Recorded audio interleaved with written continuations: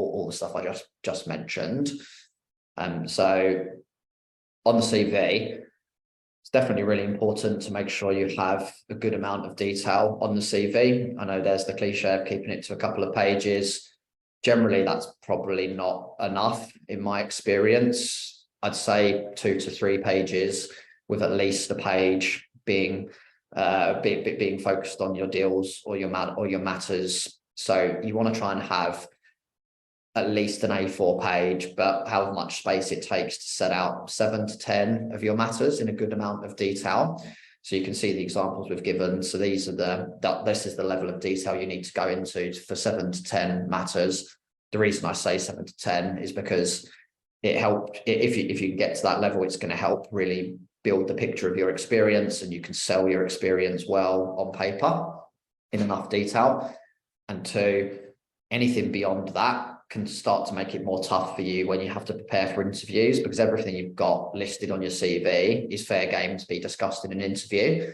So if your CV looks like War and Peace and you've got 40 pages of A4 on your matters, you have to be able to talk in forensic detail about each of those matters, because the partners who are interviewing you could raise anything they want on your CV. So to play it safe, go for 7 to 10 matters and just give a good amount of detail on each one. So the trick to drafting a good quality CV is not just to list the matter and what happened on the matter, list company names if you can, list values if you can do that as well if it's not confidential. The really important thing is to make sure that you give good detail about specifically what you did in the matter. So you can see on the litigation one, the last sentence here goes into the experience of what this person actually did on their matter. Exactly the same for the corporate role here. You want to work on the basis that anyone who's reading this needs to know exactly what you've done on each matter. And if you give that good level of detail, it's going to really help sell your experience, and it's also going to give a good foundation which you can then expand upon when you come to interview. So that's the main tips for drafting the CV. Obviously, you include the normal CV boilerplate stuff around your education, a short personal profile if you want to include that, all the stuff you generally see the CV, but the real focus and where you should put the primary amounts of effort is on the experience, because that's what the partners are going to go to first and definitely care about the most. So preparing for an interview. On this, I can't emphasize enough how important it is to prepare thoroughly for interviews.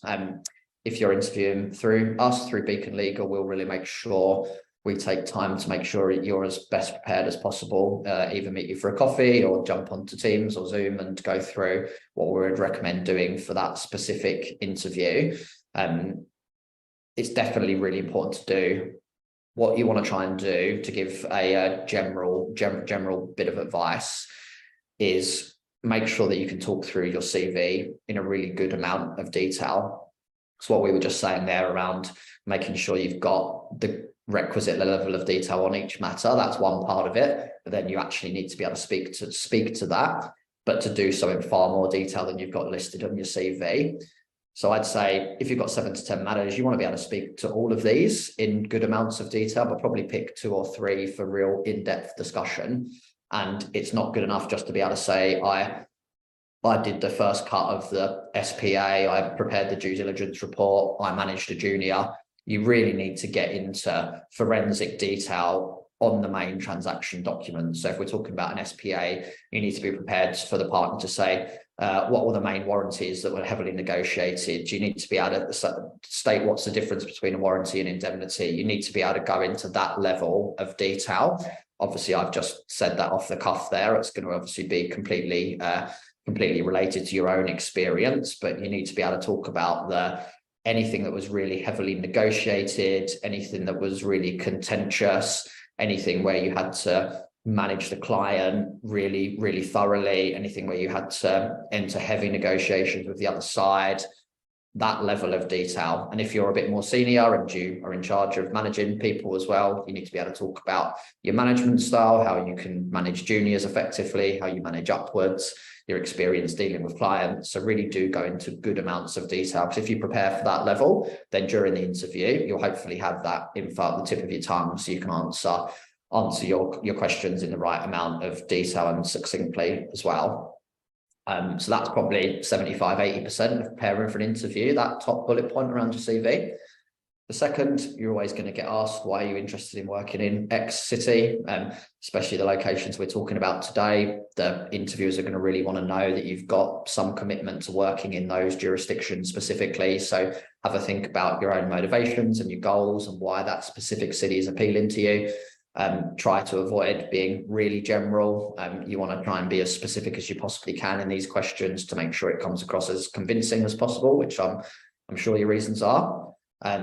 If you're ever asked how long you plan to work there for, look, if you go into X jurisdiction and your plan is to be there for 2 years, it's up to your discretion, but you probably want to try and give an open-ended answer where you can where you can not say that you're only going for such a short period of time, because generally the partners want to know that someone's going to come and move for an extended period, and they've actually got commitment to the city they're interviewing for, which ties into what I was saying before. So just be conscious of that.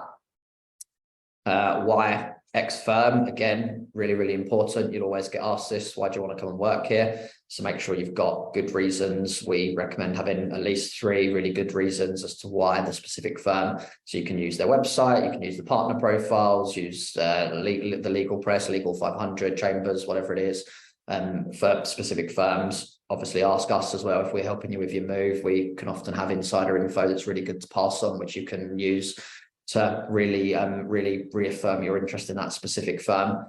Again, really important. You want to be able to try and differentiate between the firms so they know you're specifically interested in them. And then making sure that you've got some questions prepared. I'm sure you would have anyway. It's a huge move, moving internationally. So I'm sure you do have questions prepared. Really have a think about intelligent questions to ask though.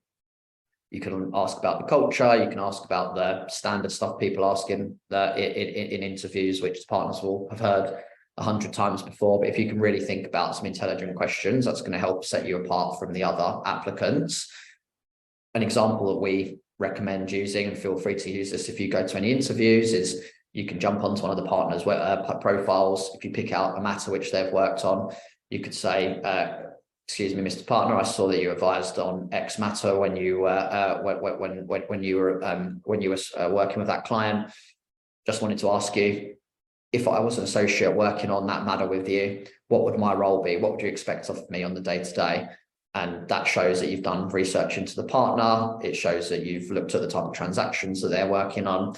The question shows that you're thinking about how you fit into the team. And also, really importantly, the answer to it is going to be really important for you to be able to assess the firm as well, and make sure that the role which you'd be going into is aligned with what your expectations. And then the basic stuff around VC interviewing. So it is more tricky than face-to-face because you can't build that natural rapport. So just all the basic stuff, making sure that you speak clearly, slightly louder than you would do in a normal face-to-face, just so that you heard very clearly. Try and be as confident as you can, obviously without going overboard. Always recommend trying to spend a bit of time initially if you get the chance to build rapport.